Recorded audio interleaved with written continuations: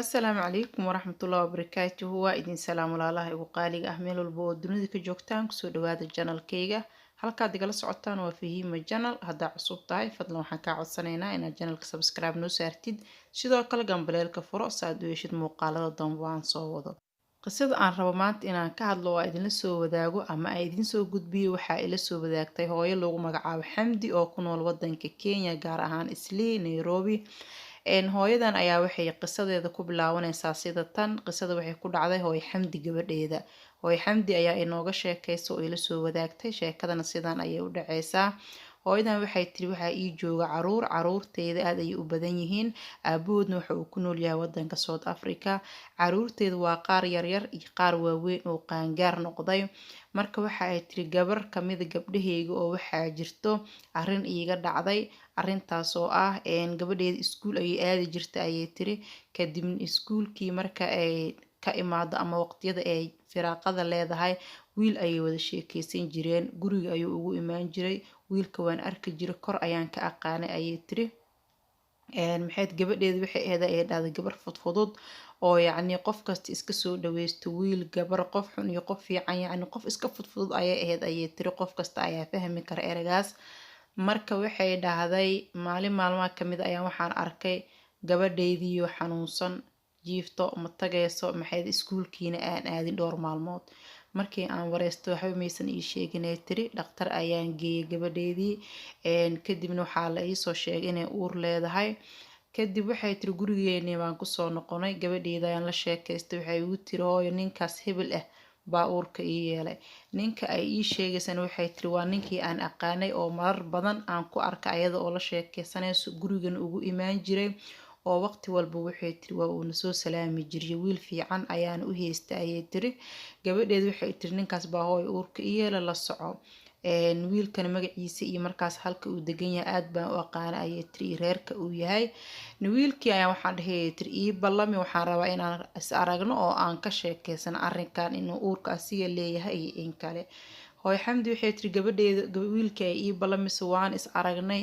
Wiilkii wuxuu yiri aniga malihi uurkan, gabadhaada ayadaa gabar dhib badan ah, gabadhaada ayadaa gabar fag badan ah, gabadhaada waa gabar fudud, meelahaas bay ka keentay oo yiri uurkan malihi, aniga malihi.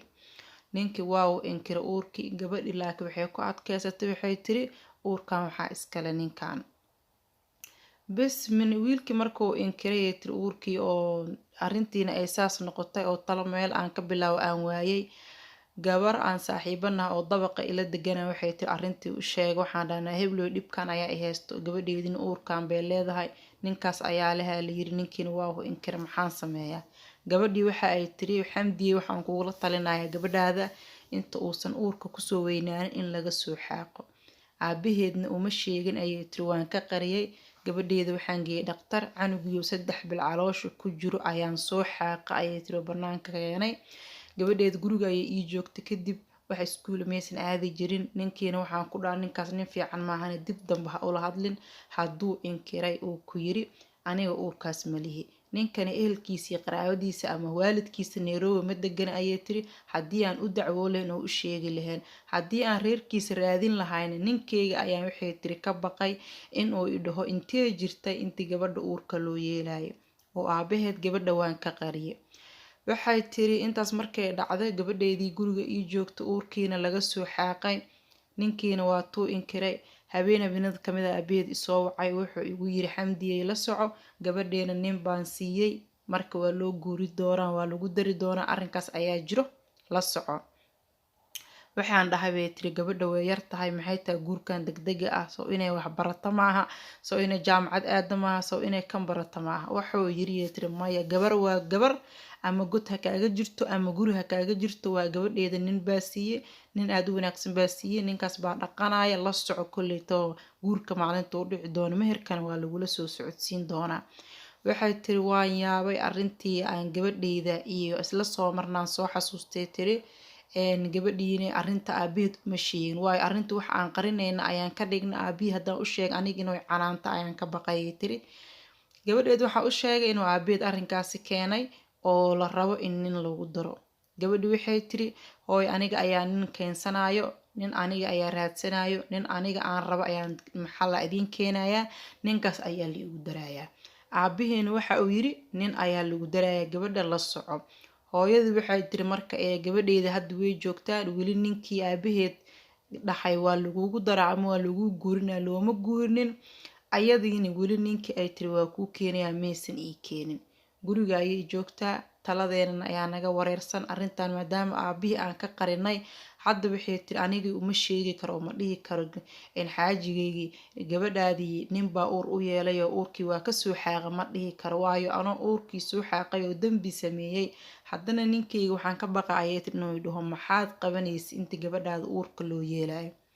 Gabadheedina waxay tiri aabaheed uma sheegi karto oo ma dhihi karto aabbo nin baa sidaan yeelay oo wuxuu leenahay gabar weyn ayaa tahay sidee ku dhacday in sidaan lagu yeelo.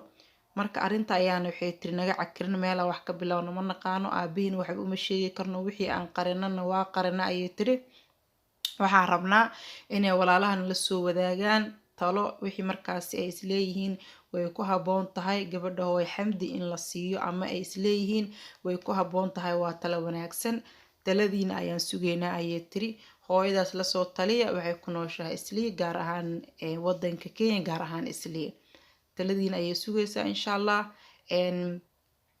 Sidoo kale waxay tiri gabadheeda ninka ay leedahay waa ku keenayaa oo waxaan rabaa inaan nin keensado, nin uma diyaarsana ayay tiri gabadheeda. Laakiin maadaama aabaheeda dhahay gabadheeda nin ayaa soo doonto oo rabaa in aan siiyo, waxay ka baqaysaa ayay tiri in la ogaado gabadhan inay maxaa la dhahaa guur soo martay, in ay nin kale soo martay camal, ama in maxaa la dhahaa gabadhan aysan gabar ahayn. Waayo aabaheed waxa uu yiri gabadheeda ayaa nin siisanaya, ninka wuxuu u maleeyaa gabar in la siinayo. Gabadhana waa gabar aad xaaladaasi soo martay oo gabadheeda gabar ma aha, ayadana ma jirto hadda ayay tiri nin u diyaarsan. Laakiin waxay isku dayaysaa ama ay rabtaa inay sameyso nin inay raadiso oo si degdeg ah ay uga dhaadhiciso arrinta haysato. Kadibna ay ii keento ama aabaheeda aan u sheegno si ninkan ay gabadheeda ay soo heshiiyeen oo ay iswataan aan u iraahdo oo ninkaasi yacni loogu daro. Marka waxay tahay arrinta ayaa isku dhaxyaacsan, nala soo wadaaga talo ayaa idinka sugeynaa. Waqti yar ama muddo kooban ayaan haysanaa inta uu aabaha ku darin gabadhiisa ninka soo doontay. Taladiina ayaan sugeynaa ayay tiri. Hooy Xamdi oo ku nool wadanka Kenya waad mahadsan tahay sida ila soo wadaagtay qisadaada. Sidoo kale walaalaha kale ee ila soo wadaagay qisooyinka adinkana qisooyinkiina ma iloobin waa soo wada insha Allah. Sidii loo soo kala horeeyo qisooyinkii lagu soo gudbiyay ayaa u soo gudbin doonaa. Waa idin mahad celinayaa dhammaan asxaabta ku xiran channelkayga Fahima Channel.